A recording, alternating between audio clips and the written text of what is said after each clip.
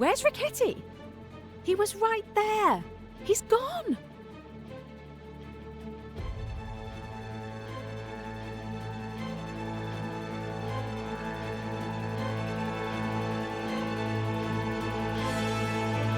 I'm sorry, Mr. Poirot.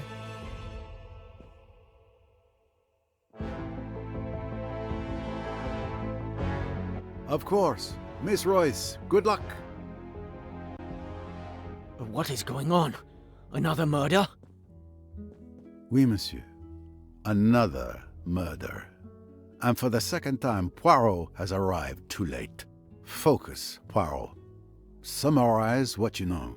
First, Mademoiselle Bourget was slashed by a thin, extremely sharp object. Possibly a scalpel. Then we have a torn piece of currency found clutched in her hand. Next, we have a ribbon from a bundle of $10,000 notes found on the floor. Finally, there is a telegram intended for Monsieur Riccati among the victim's belongings. A telegram that was very incriminating for him. These tell a story. Possibly more than one. Time to put the pieces together.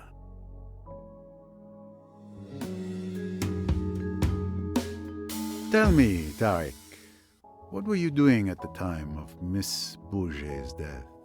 I was on the deck near the gangway. The captain had asked me to stand guard. And you didn't see anything unusual or unexpected? Not really. I saw Mr. Hayashi and Mr. Allerton leave the saloon together. Mr. Hayashi called out to me to ask if I wanted to play billiards, but I declined. After all, I was on duty, no time for games. If you thought you could escape me, you were wrong.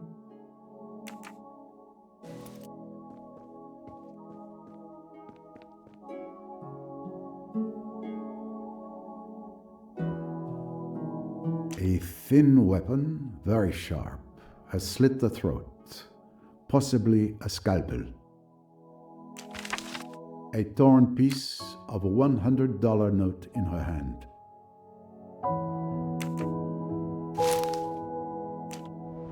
A ribbon for bundling stacks of notes. There must have been $10,000 here at least, but the money is missing.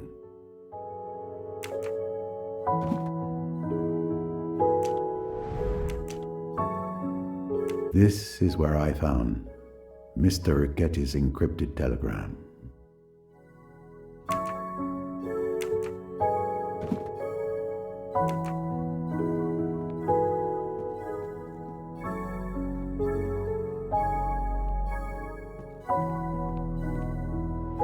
Yes, you cannot escape Poirot's piercing gaze.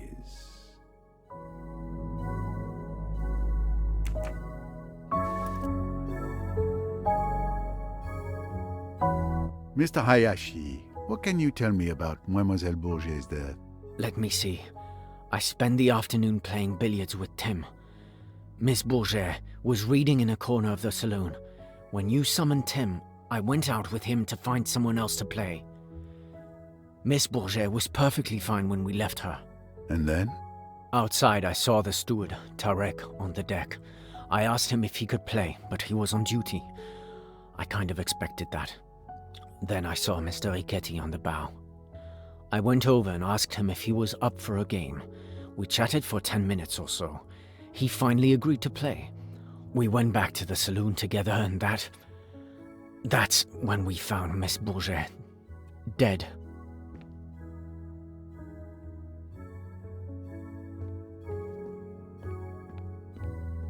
Don't be in such a rush, Poirot.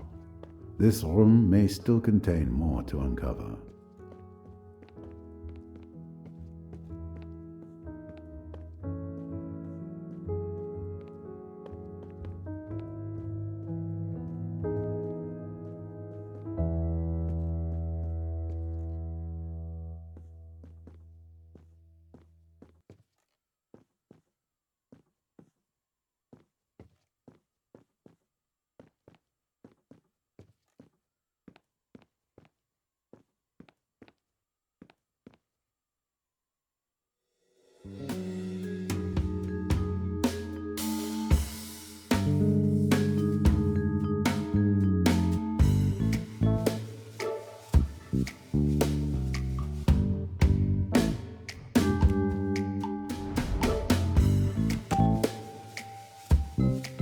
Nice one. A doctor's kit would undoubtedly contain a scalpel.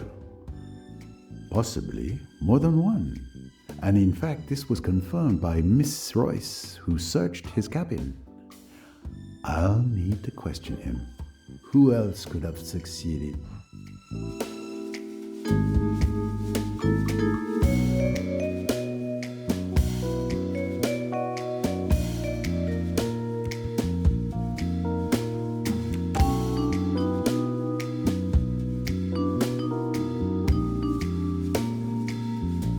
Brilliant.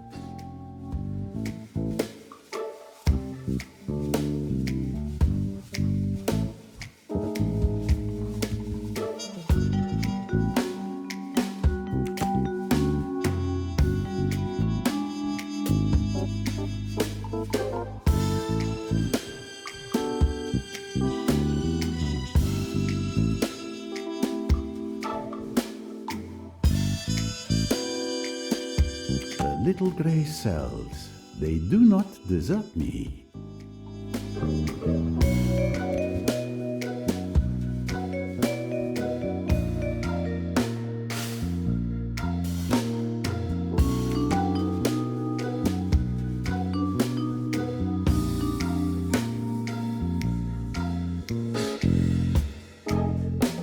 Mission accomplished.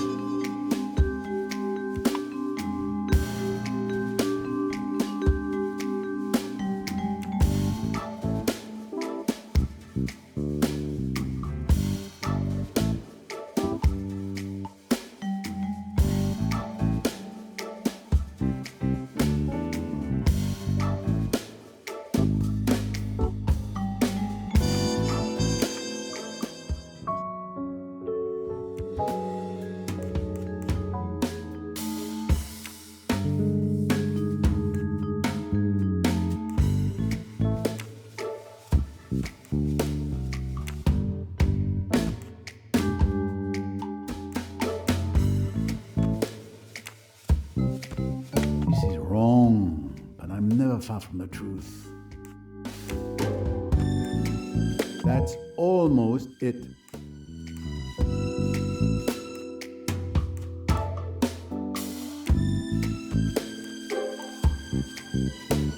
That's not quite it.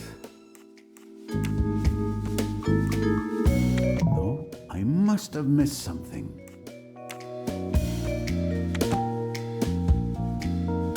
Well done. I found it. Another victory for Poirot, of course.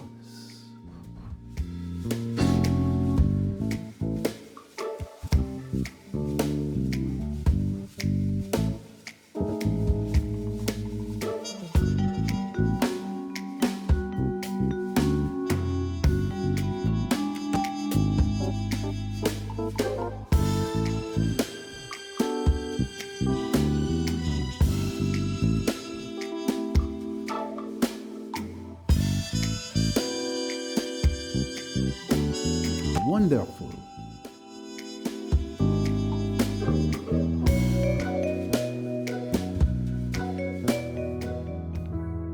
It's at times like this when I miss my good friend Hastings. Miss Royce would be a good choice, but alas, she pursues her own destiny just now.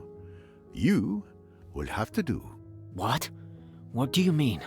Your job is to listen. Follow my reasoning closely if you can. I know that Louis Bourget wanted to blackmail Mr. Riquetti with his telegram. But I also know that you, Tarek, and Mr. Riquetti have alibis. None of you could have killed Mademoiselle Bourget. Yet, there was certainly a tidy sum paid for blackmail. Where could that money be now?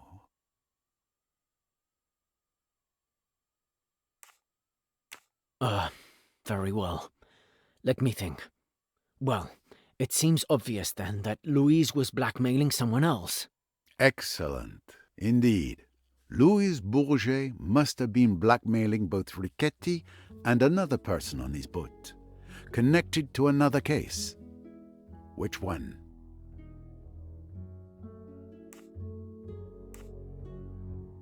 The murder of Mrs. Doyle? Exactly. The victim of the blackmail could have simply paid, but if their secret were ever revealed, they'd risk the death penalty. They couldn't take that chance. But what had Louise Bourget discovered?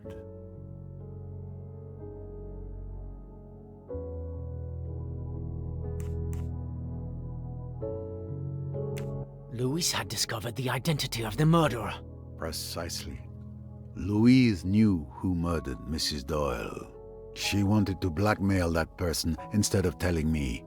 Instead of getting paid by the killer, she paid with her life. But what about Riquetti? I'm afraid Miss Bourget saw the rewards of blackmail, but not the danger. She must have planned to blackmail Riquetti as well. But she was killed before she could. Of course. You're right, Monsieur Poirot. It's brilliant. Yes, I know.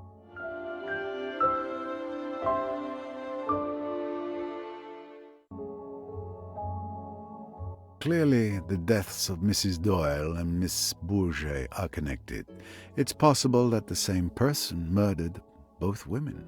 Investigating Mrs. Doyle's death will surely lead me to Miss Bourget's killer. Mr. Tarek, could you move the body to the cold storage in the hold? Do what? Yes, sir. Forgive me. The usual request I expect to receive is more like, may I have another glass of wine? It's time for me to speak with Dr. Bessner.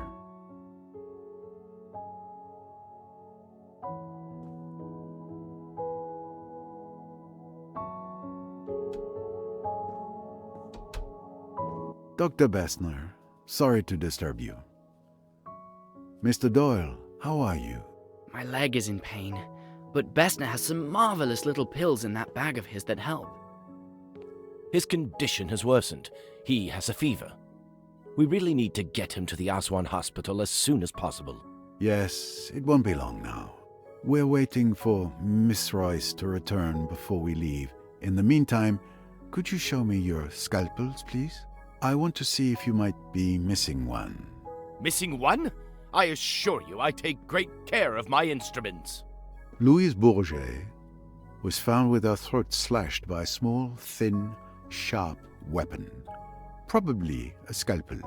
Do you think I, Carl Bessner, who is so well known all over Austria, I, with my clinics, my highly born patients, I have killed a miserable little femme de chambre? But it is ridiculous, absurd what you say. None of my knives are missing. Not one, I tell you. They're all here, correct in their places. You can see for yourself.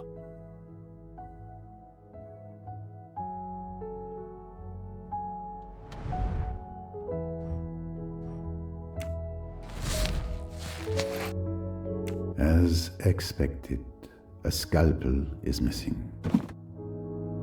Dr. Bessner, you are missing a scalpel. Was? This insult to my profession I will not forget.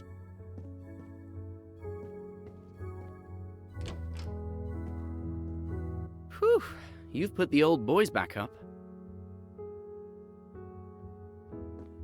There you are, Monsieur Poirot. It is most important. I have vital information. Mr. Doyle, I know who killed your wife. What? My theories are completely vindicated. The deep, primeval, primordial urges. It may appear impossible, fantastic, but it is the truth. Do I understand that you have evidence in your possession to show who killed Mrs. Doyle?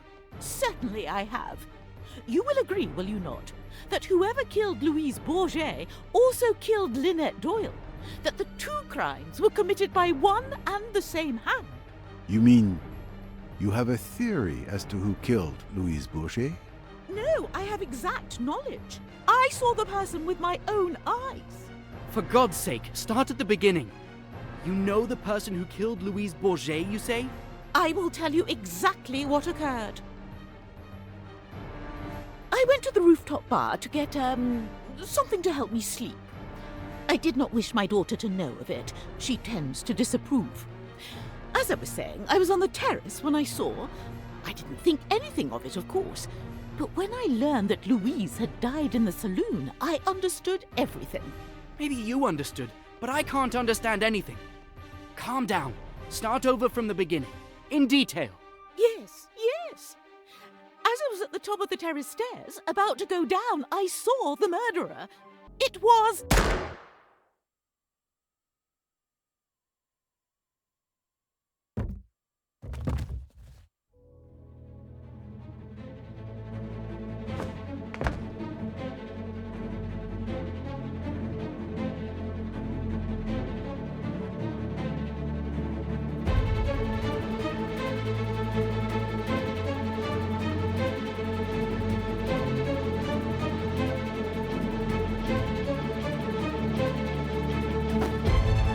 Good heavens, Poirot. What's going on? Did you see anyone run past just now? No. Don't move from here.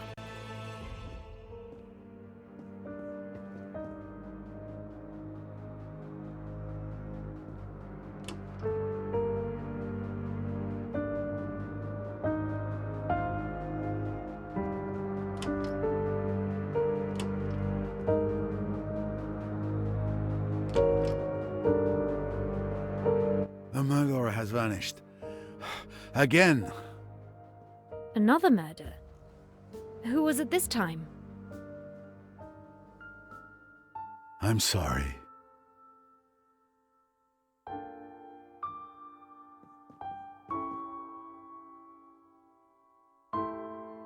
My God.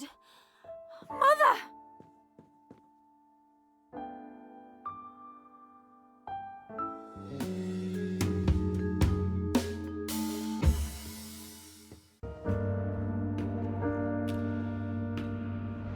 Well hidden, but not good enough for Poirot.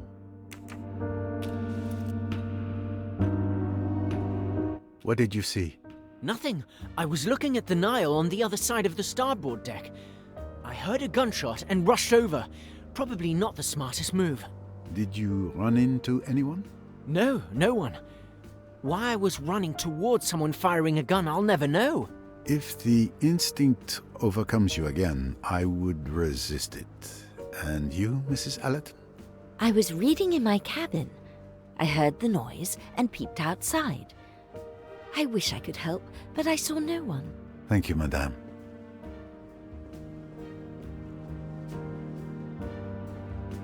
Did you see anything? No. I was in your cabin with Rosalie, as you had requested. We were talking when we heard the gunshot. Rosalie went white as a ghost and rushed outside. I followed her. I heard the shot, shouting, and went out, but I didn't see anyone either. It's horrible. Poor Rosalie. Yes, this cruise feels less upon the Nile and more upon the river Styx.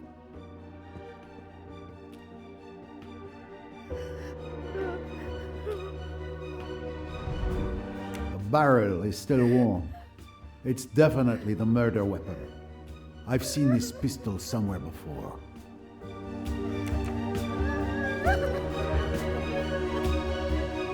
Miss Otterborn, I share your sorrow. I will need to examine the crime scene. Perhaps some fresh air would do you good?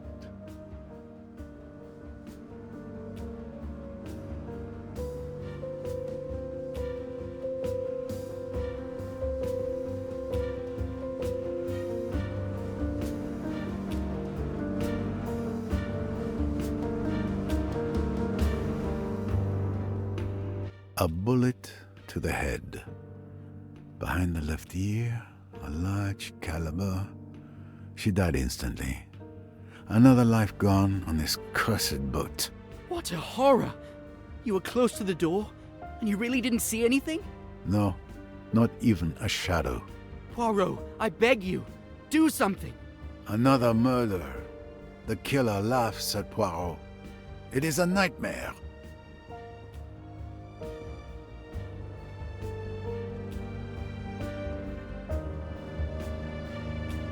Did you witness anything that may help?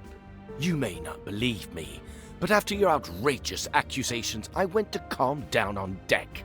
I was at the stern, alone, when I heard the gunshot. I couldn't see anything from where I was. These ladies then arrived. Yes, we heard the shot. We came to see what was happening, and now there's another dead body. I have to get off this boat. Calm down, Cousin Marie, please. We were together, coming up from the lower deck. We didn't see anything at all.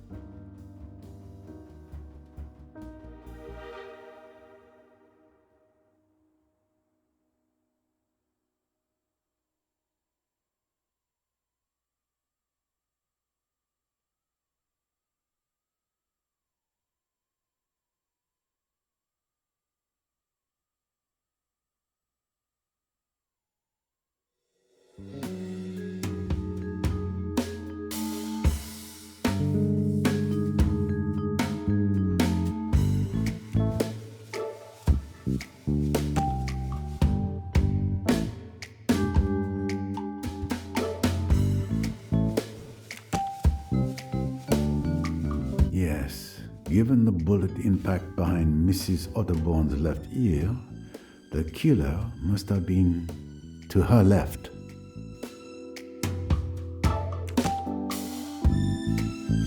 The killer must have fled towards the front of the boat. Otherwise, I would have seen them pass by the door. Precisely.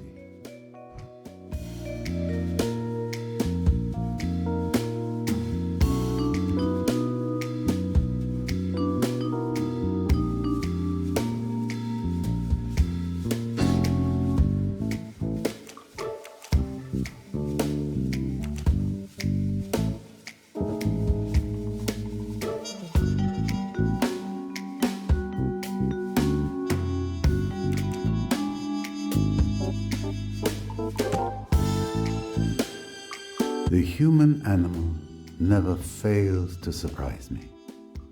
Other animals will run when they hear a shot. With humans, you can never depend on them being so rational. The killer had few ways to escape.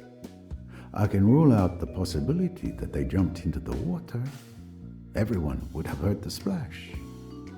I can also rule out the suspects who are at the stern. It's clear the killer fled towards the bow. Therefore, the killer is now either on the upper deck among the present passengers, or they jumped to the lower deck and are hiding there. Who is the world's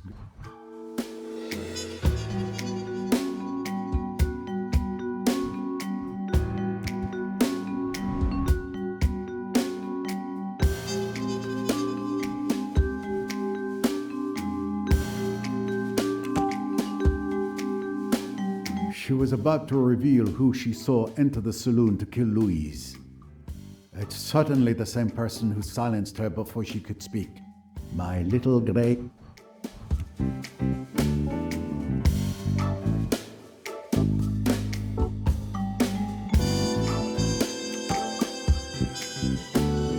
Miss Royce told me she saw this pistol in Mr. Pennington's cabin.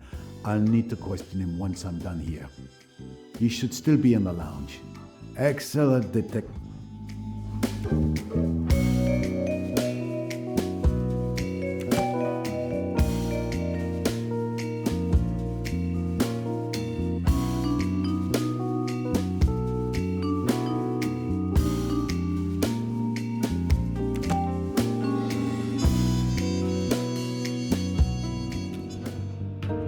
Please, let me through.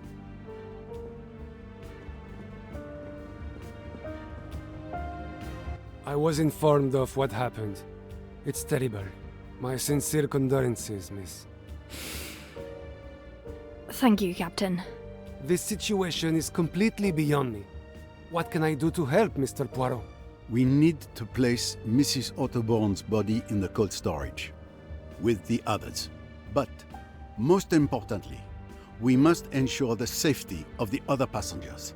I'll see to Mrs. Otterborn immediately. Tarek, Samir, come help me.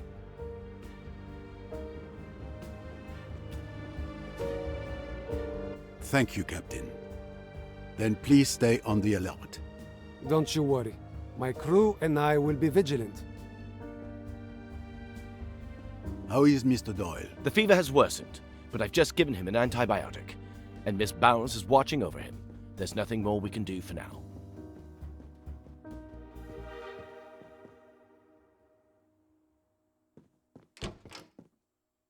Miss Bowers is staying here.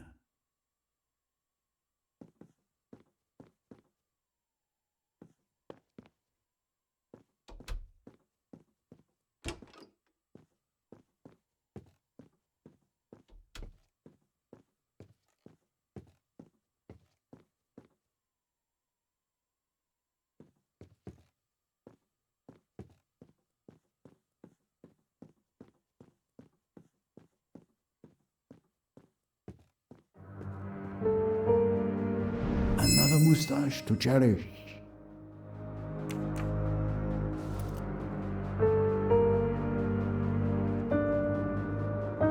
Nothing to report, but I'm staying alert.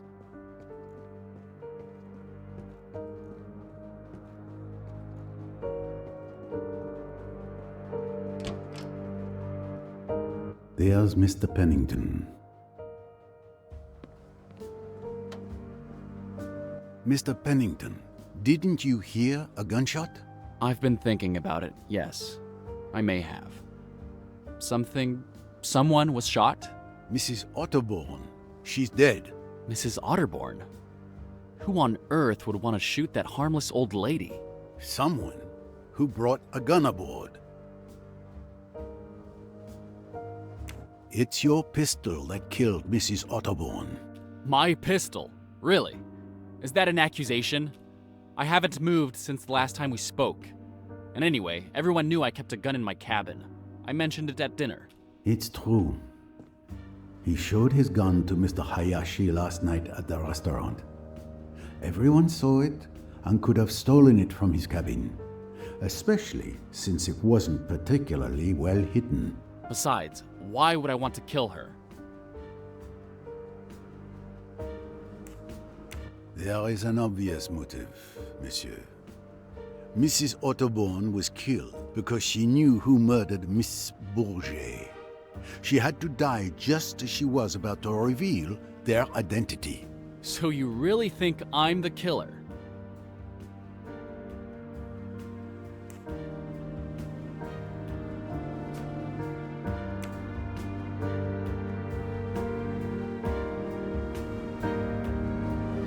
I admit, it would be a pleasure to solve this mystery by accusing you.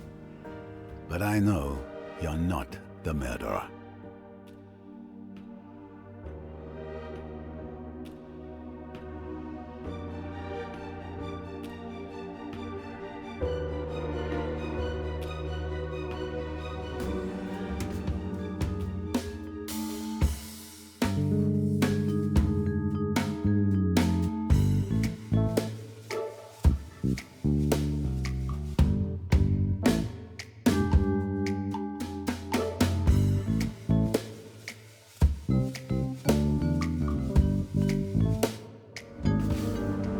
Mr. Ferguson was at the end of the deck, near the lounge. Either he saw no one or he's lying. And then he's our murderer, which logically means it's not you. And if he's telling the truth, it proves you didn't leave the lounge. Either way, his testimony clears you. At last, some sanity. Since you're not the police, would you kindly let me have my pistol back? I suggest you take better care of it. And do not be so very pleased with yourself, monsieur. You and I are not done yet.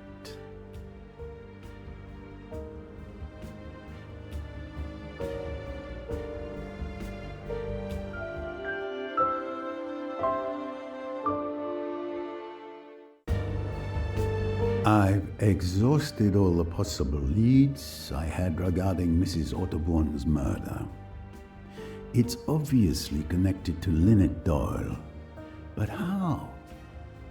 I must return to her death. Solving that will lead me to whomever turned this cruise into a nightmare.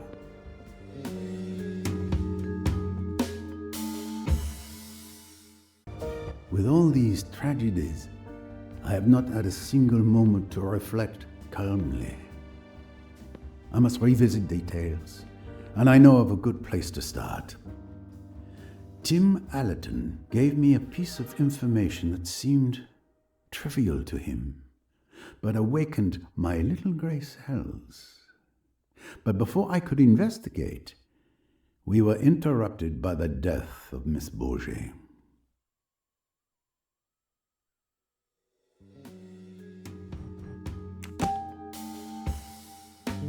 What was it now?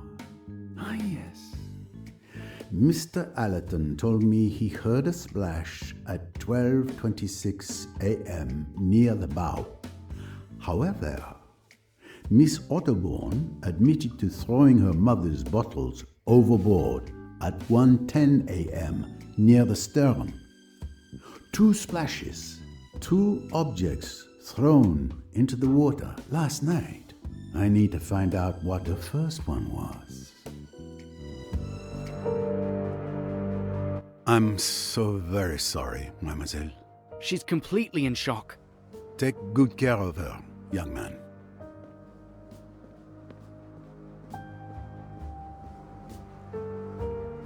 Everyone's on edge. I've never experienced anything like this.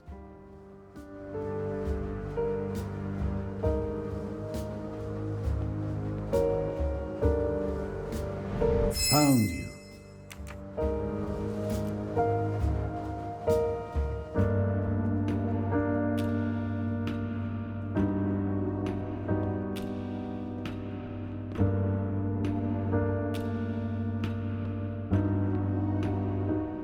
One more record for my collection. You can never have too many of these.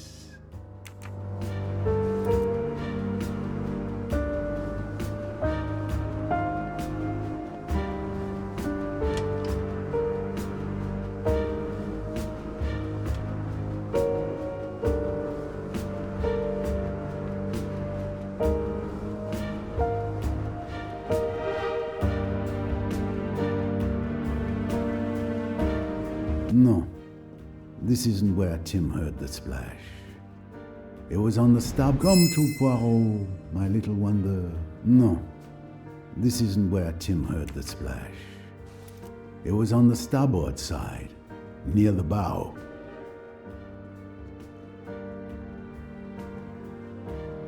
Come to me, shiny mustache.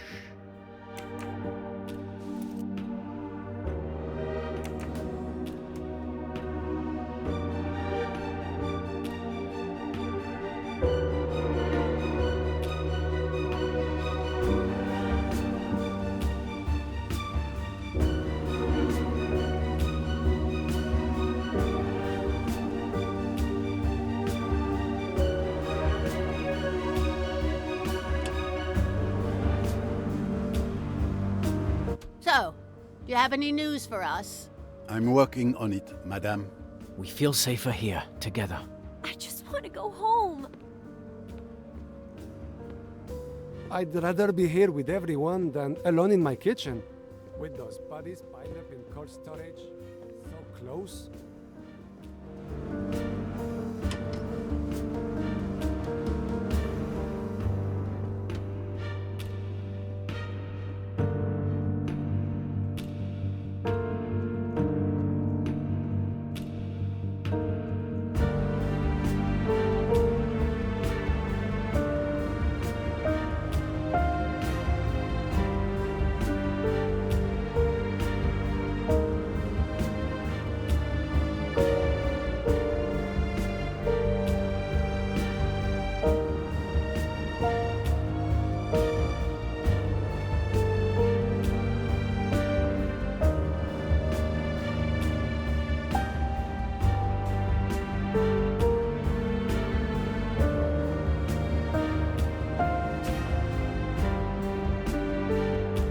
No, this isn't where Tim heard the splash. It was on the starboard side, near the bow.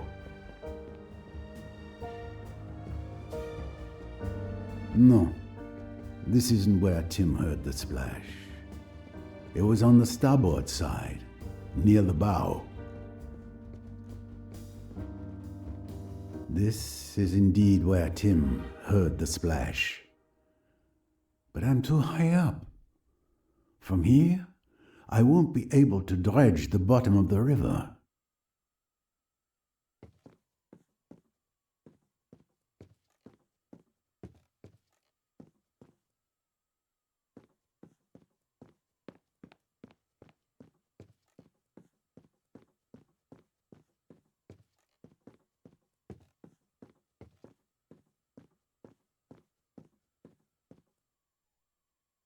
Perfect.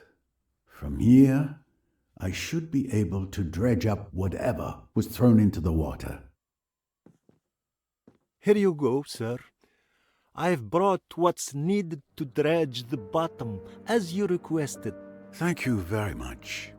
Let's get to work. We shouldn't waste any time. I'll guide you.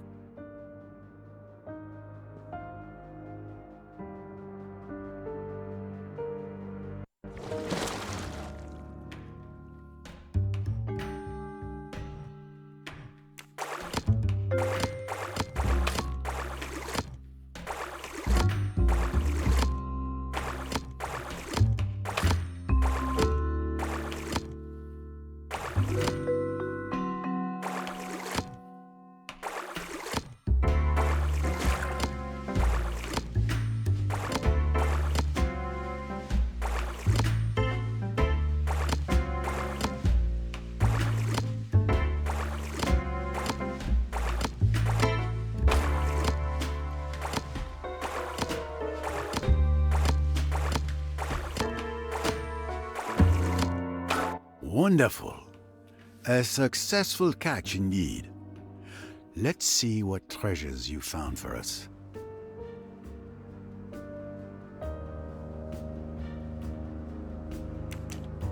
A can. It must have been down there for years. A worn shoe, falling to pieces. It serves some foot well. A Morse code bracelet. What an odd place to find such a thing. A plastic bottle, thoughtfully tossed overboard by a tourist, no doubt.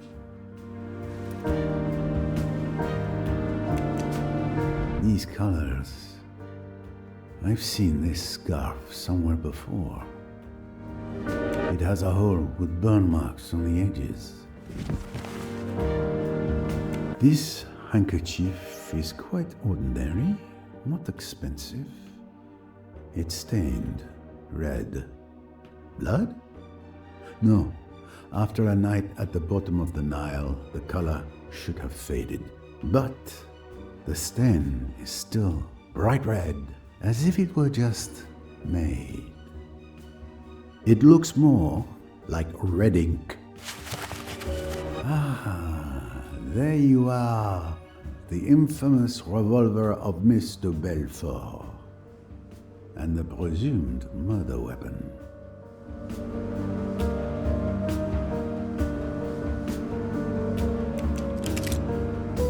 3 bullets are missing. 3?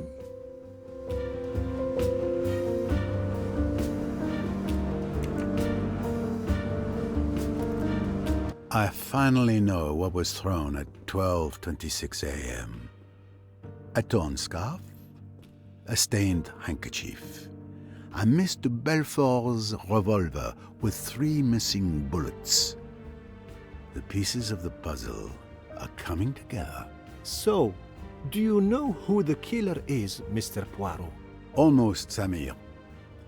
Thanks to this fruitful catch, I can now draw some new conclusions. A certain scoundrel has been laughing at Poirot, but laughter dies swiftly in a hangman's noose.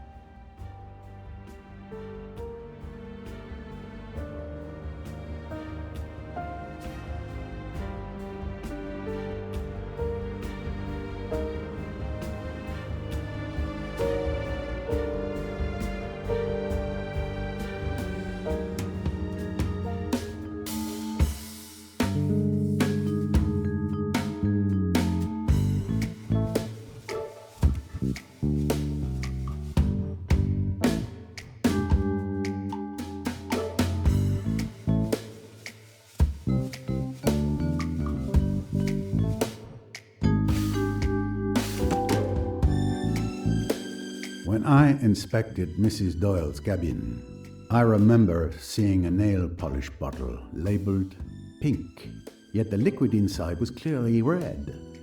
The contents of that bottle deserves a closer look. Excellent detective.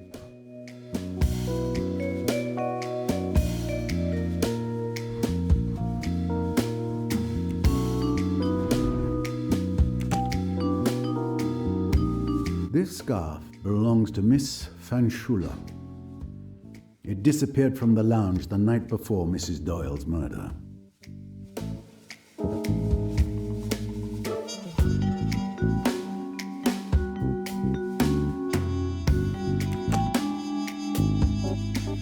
Given the size of the hole and the burn marks around it, it is clear someone fired a small caliber bullet at this scarf at close range. Who is the world's greatest detective?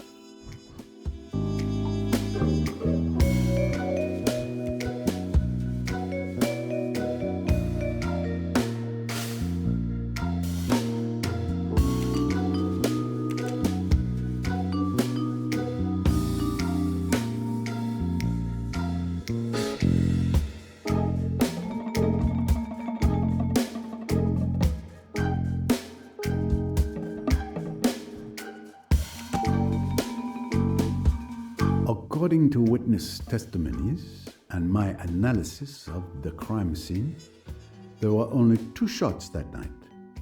The one fired by Miss de Belfort, which wounded Simon Doyle, and the one that killed Lynette Doyle. My little grey cells did not let me down.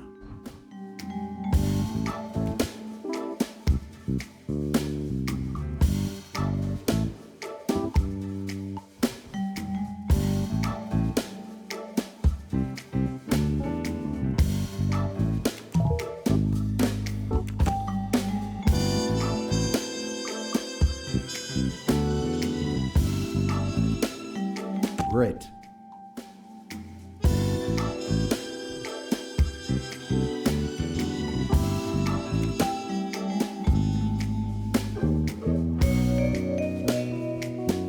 Perfect.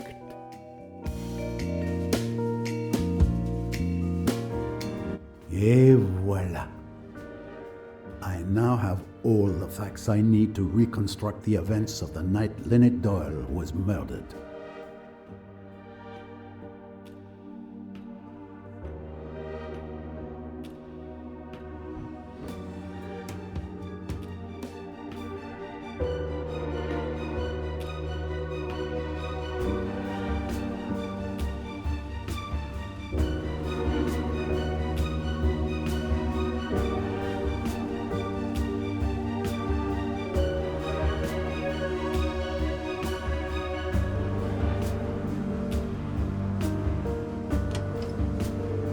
The atmosphere in Madame Doyle's stateroom is thick with tragedy.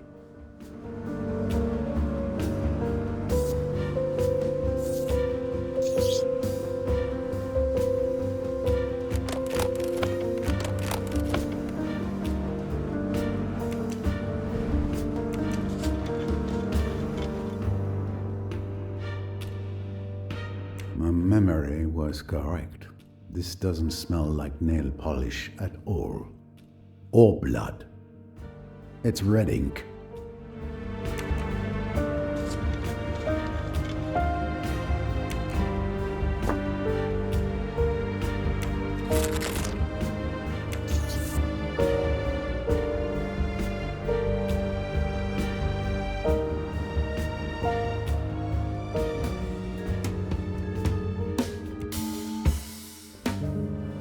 And with the help of my I will solve the murder of Mrs. Doyle.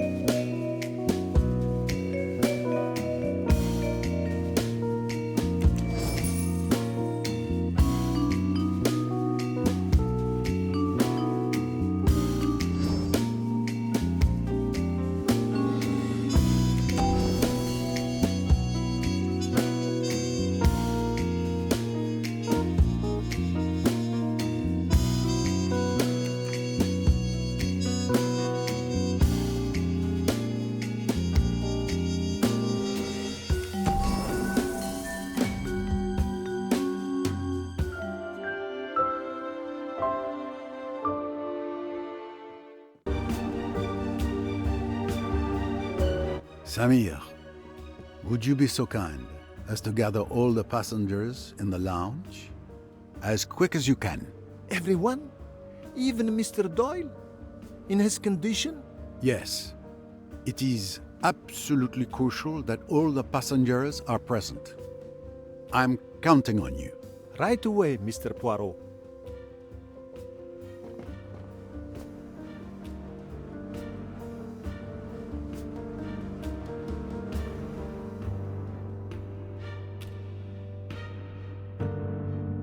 Then I arrested Riquetti at the Temple of Abu Simbel. He was injured, so I left him with the local police to get medical care. I see. Enough about me. What about you? Have you made progress on Louise's murder? Riquetti claims it wasn't him. For once, he is telling the truth. He may be a murderer, but he's not our murderer. The best proof is that there was another murder on the boat during your absence. Mrs. Otterborn is dead. Oh no, that poor lady. Who did it? I was just about to answer that question. Everyone should be gathered in the lounge. If you wouldn't mind heading there, I'll join you shortly. All right, I'll go ahead.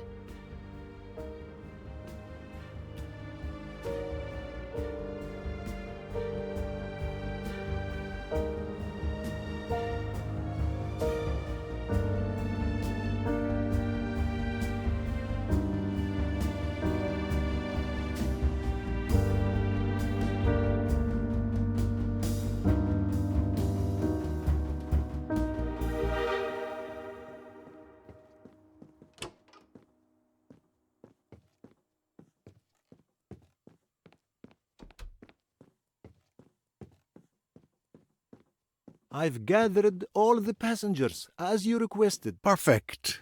Thank you very much.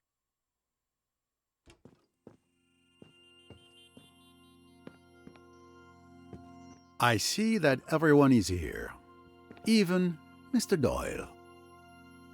I hope you have a good reason for moving Mr. Doyle. He is in very bad shape, as I've mentioned more than once, mein Herr. I'll be fine. I want to hear what Mr. Poirot has discovered about Lynette's murder. Thank you, monsieur. Now then, when we first began our investigation, we had two hypotheses. The first was that the murder was not premeditated. The killer witnesses the scene between Mr. Belfort and Mr. Doyle, waits for everyone to leave the lounge, grabs the revolver that was under the chair,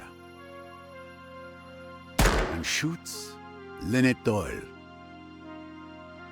The second hypothesis was that the murder had been meticulously premeditated. Correct, Miss Royce? Correct. Very quickly, we were able to eliminate one of these two hypotheses. The murder was very carefully planned and accurately timed, with all the details meticulously worked out beforehand. Even to the drugging of my bottle of wine on the night in question. Let us explore the elements that support this hypothesis. Miss Robson had seen Mr. Belfort fire her revolver, had seen Simon Doyle collapse onto a chair, and had seen him clasp a handkerchief to his leg. That's exactly what I saw.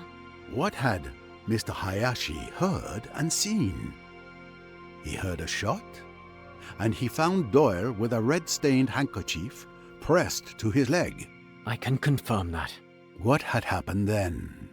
Mr. Doyle had been very insistent that Mr. Belfort should be got away, that she should not be left alone. After that, he suggested that Mr. Hayashi should get hold of the doctor. Accordingly, Miss Robson and Mr. Hayashi go out with Mr. Belfort, and for the next 5 minutes, they are busy on the port side of the deck. Miss Bowers, Dr. Bessner's, and Mr. Belfort's cabins are all on the port side. So someone had 5 minutes alone to go and kill Mrs. Doyle. But who? Simon Doyle. It is foolish, that. Do you think a man with a fractured bone and a splint on his leg could go walking about the boat and killing people? I tell you, it was impossible for Simon Doyle to leave my cabin. But yes, the thing seems impossible, but it's nonetheless true. During my investigation, I managed to retrieve Mr. Belfort's revolver, which had been thrown into the water. It was wrapped in a stained handkerchief. To an untrained eye, this stain could have been mistaken for blood. But Hercule Poirot's eyes are not untrained. The stain was in fact red ink contained in one of Mrs. Doyle's bottles of nail polish. So when Miss Robson and Mr. Hayashi saw Mr. Belfort shoot Mr. Doyle, and he writhed so piteously in pain from his injury, it was all a show. It was all staged. Mr. Doyle used that handkerchief soaked in red ink to make it look like he was bleeding from a bullet in his leg. He managed to fool everyone. But I carried him. I clearly saw that he was in real pain. Absolutely correct. He was indeed injured when you carried him.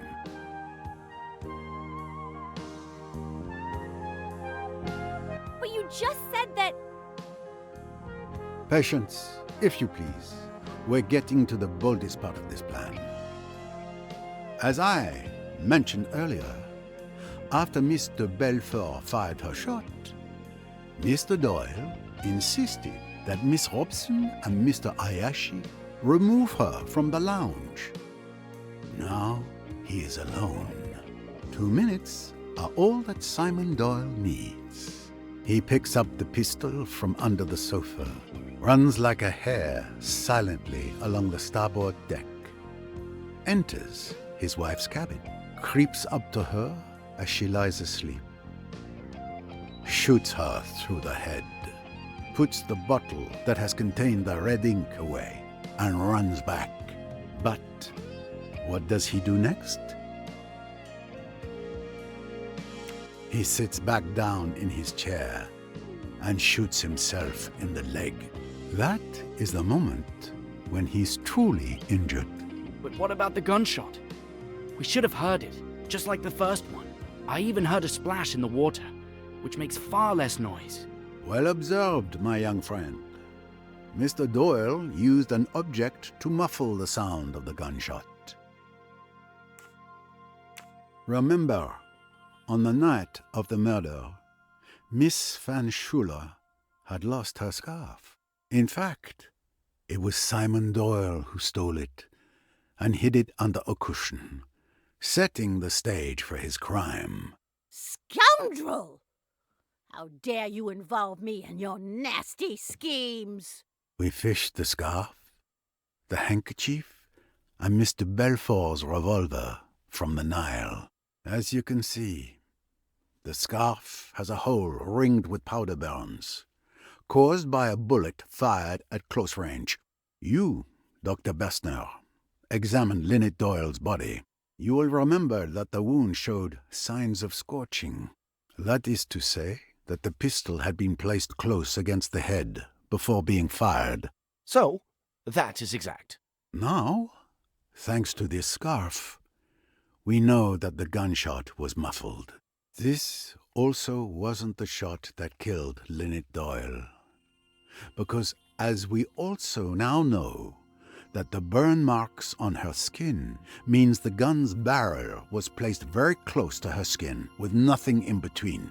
It also could not have been the shot Mr. Belfort fired at Simon Doyle, as no one mentioned anything about it sounding muffled. Given these facts, the conclusion is quite clear. A third shot was fired that night. The third missing bullet from the revolver. You make it sound so simple and logical. Because it is, Monsieur Ferguson. Miss Van Schuler's scarf was used to muffle the sound of the gunshot when Mr. Doyle shot himself in the leg. But that's not the end of the revolver's journey. Mr. Doyle wrapped the revolver in the stained handkerchief, then put everything in the scarf and tossed the bundle out the window into the Nile. And that's the splash I heard. Exactly, Mr. Allerton. It required very precise timing, but Monsieur Doyle acted coldly and swiftly, just as he did when he murdered his wife.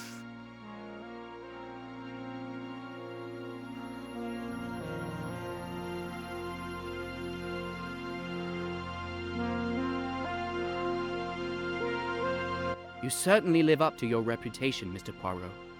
Your theories are quite spectacular, but something is bothering me. If I am the villainous murderer who killed his wife, how do you explain the murders of Louise and Mrs. Otterbourne? What fantasies have you cooked up to explain how I could have managed those? And why? According to your theory, I was well and truly injured and bedridden in the care of Dr. Bessner all day. In fact, you're my alibi. I was even in the same room as you when poor Mrs. Otterbourne was killed. You're absolutely right, Mr. Doyle. I hope you didn't think I was done. Let us move on to the murders of those unfortunate women.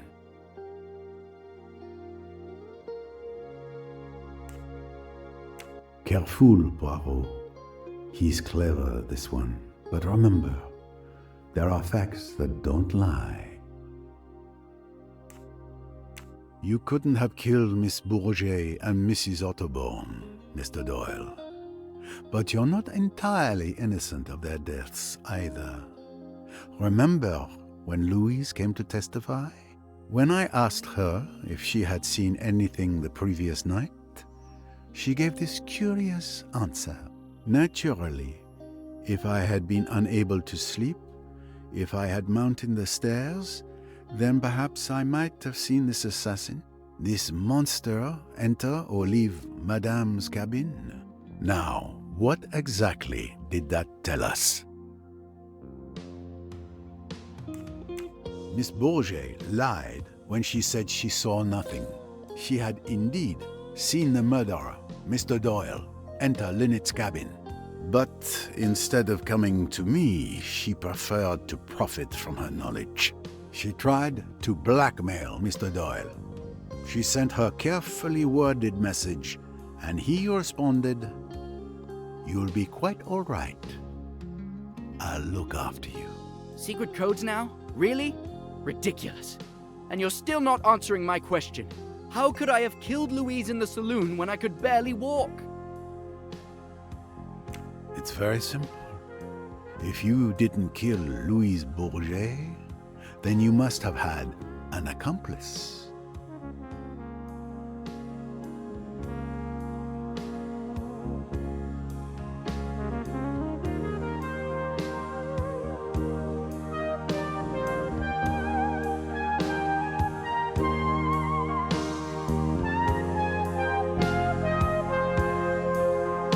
An accomplice? Are you accusing me?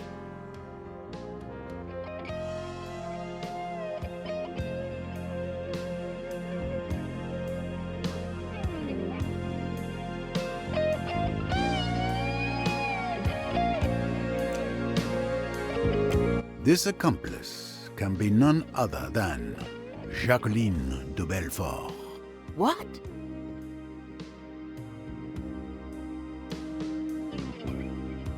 I beg your pardon? You're insane! As I say, it was a very cleverly planned and well thought out piece of work. It could not be chance that Simon Doyle had a bottle of red ink in his pocket. No, it must be design.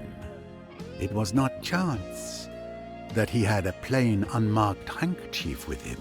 It was not chance that Jacqueline de Belfort's foot kicked the pistol under the settee, where it would be out of sight and unremembered until later. So you truly believe that Miss de Belfort and Mr. Doyle are accomplices? Certainly, the two halves of the murderer. What gave Simon his alibi?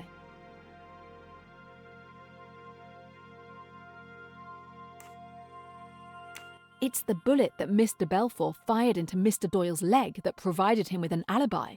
Even if left alone, he wouldn't have been able to crawl to his wife's cabin to kill her. But Miss de Belfort didn't actually hit Mr. Doyle with that shot. He pretended to be injured, so crawling wasn't necessary. Now let's move on to the shooter. What gives Jacqueline de Belfort her alibi?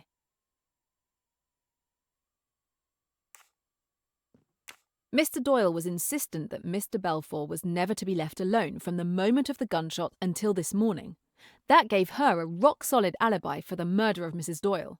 There, between the two of them, you get all the qualities you require.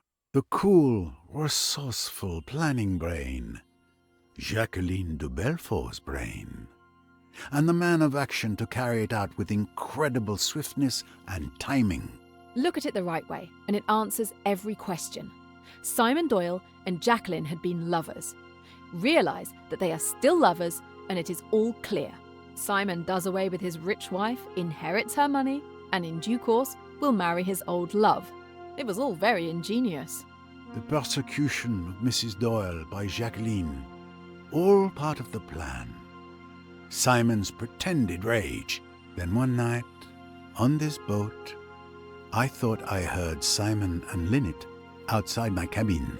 He was saying, "We've got to go through with it now." It was Doyle, all right. But it was to Jacqueline he was speaking. The final drama was perfectly planned and timed. There was a sleeping draft for me in case I might put an inconvenient finger in the pie. There was the selection of Miss Robson as a witness. The working up of the scene. Miss de Belfort's exaggerated remorse and frenzies. She made a good deal of noise in case the shot should be heard. In truth, it was an extraordinarily clever idea. Jacqueline says she shot Doyle. Miss Robson says so. Mr. Hayashi says so. And when Simon's leg is examined, he has indeed been shot. It looks unanswerable. For both of them, there is a perfect alibi. At the cost, it is true, of a certain amount of pain and risk to Simon Doyle. But it is necessary that his wound should definitely disable him. But then, the plan goes wrong. Someone sees Mr. Doyle enter his wife's cabin. Louise Bourget has been wakeful. She has come up the stairway, and she has seen Simon Doyle run along to his wife's cabin and come back. So she makes her greedy bid for hush money and, in so doing, signs her death warrant. But Mr. Doyle couldn't have killed her. No. The other partner did that murder. As soon as he could, Simon Doyle asks to see Jacqueline. He even asks me to leave them alone together. He tells her of the new danger. They must act at once. He knows where Bessner's scalpels are kept. And still, all is not well.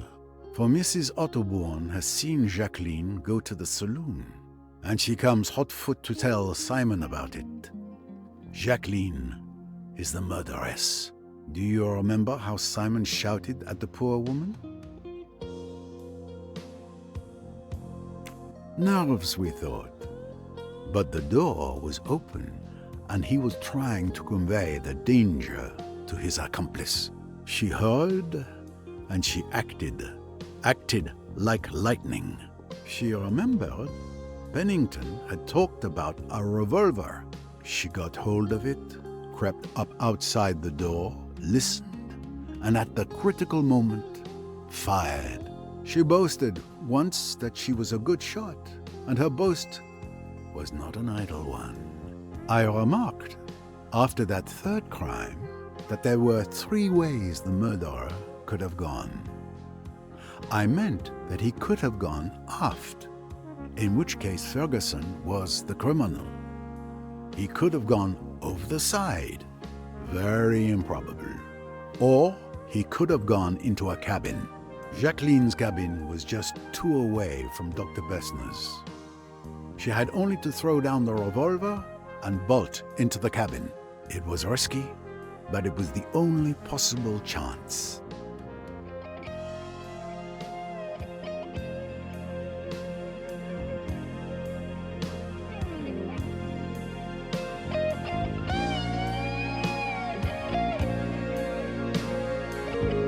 So you killed my mother, you filthy witch! Rosalie, no. I understand, but attacking her isn't the answer.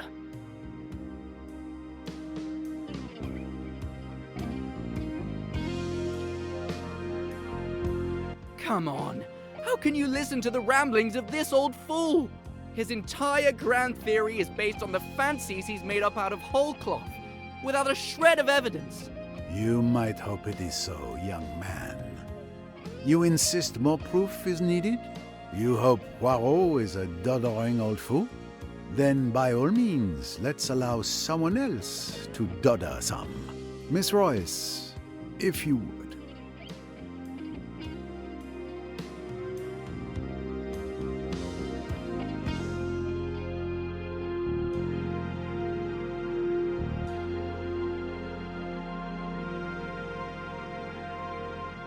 With pleasure. The irrefutable proof is tiny, but look here. You can see that the wood is damaged, and the bullet that caused it is still lodged in the hole.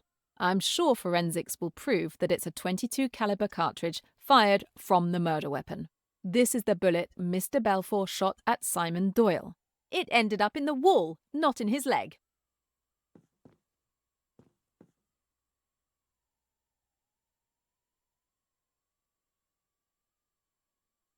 Damn you!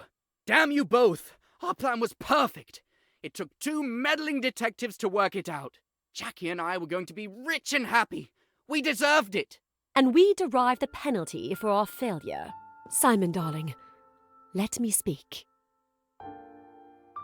You were too clever for us, Mr. Poirot.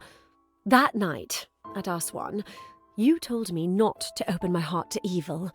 Did you realize then what was in my mind? I only knew that what I said was true. It was true I could have stopped then, you know. I nearly did. I could have told Simon that I wouldn't go on with it. But then perhaps... Would you like to hear about it? From the beginning? If you care to tell me, mademoiselle. It was all very simple, really. You see, Simon and I loved each other. And for you, love would have been enough. But not for him. You might put it that way, perhaps. Simon always wanted money so dreadfully, and all the same, he never tried to marry anybody rich and horrid. He wasn't that sort. And then we met. Our love was obvious from the first glance. We were broke, but we wanted to get married. There we were, up against it. And then I thought of Lynette. It might make all the difference to me and Simon if she'd give him a job. It was about then that you saw us that night at Chez ma tante. You know, Mr. Poirot, I loved Lynette, really I did. She was my best friend, and I never dreamed that anything would ever come between us. But she went all out to get Simon away from me. I don't think she even hesitated for more than about a minute. I was her friend, but she didn't care. She just went bald-headed for Simon. That's why I'm not really sorry about her, even now. And Simon didn't care a damn about her. But he did like the thought of her money. Of course I saw that.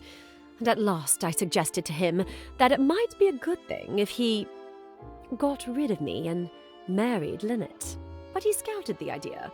He said, money or no money, it would be hell to be married to her. He said his idea of having money was to have it himself. He talked about it a good deal one way and another, about how convenient it would be if Lynette died. I said it was an awful idea, and then he shut up about it. After a bit, I saw that he'd made up his mind, and I was terrified. Simply terrified. Because you see, I realized that he'd never pull it off. He'd have no kind of subtlety about it. And he's got no imagination. So I had to come into it too, to look after him. I thought and I thought, trying to work out a plan. It seemed to me that the basis of the idea ought to be a kind of two-handed alibi. You know, Simon and I could somehow or other give evidence against each other, but actually that evidence would clear us of everything. It would be easy enough for me to pretend to hate Simon. It was quite a likely thing to happen under the circumstances. Then, if Lynette was killed, I should probably be suspected. So it would be better if I was suspected right away. We worked out details little by little. Even then, Simon went and wrote a J in blood, which was a silly, melodramatic thing to do. It's just the sort of thing he would think of. But it all went off fine. And then there was Louise. Yes. It was not your fault that Louise Bourget could not sleep that night. That miserable Frenchwoman tried to blackmail us. I pretended to grovel. I took her all the money we could get hold of. And then, when she was counting the money, I did it. It was quite easy. That's what's so horribly frightening about it. It's so terribly easy. And even then, we weren't safe. Mrs. Otterbourne had seen me. I'd no time to think. I just acted like a flash. It was almost exciting. Love can be a very frightening thing. That is why most great love stories are tragedies. Don't mind so much for me, Monsieur Poirot. After all, I've always lived hard, you know. Jackie, I ruined everything. I'm sorry for it all, my love. If I had known all this before, It's all right, Simon. A fool's game, and we've lost. That's all. Look out! She took my gun! Adieu, mon amour.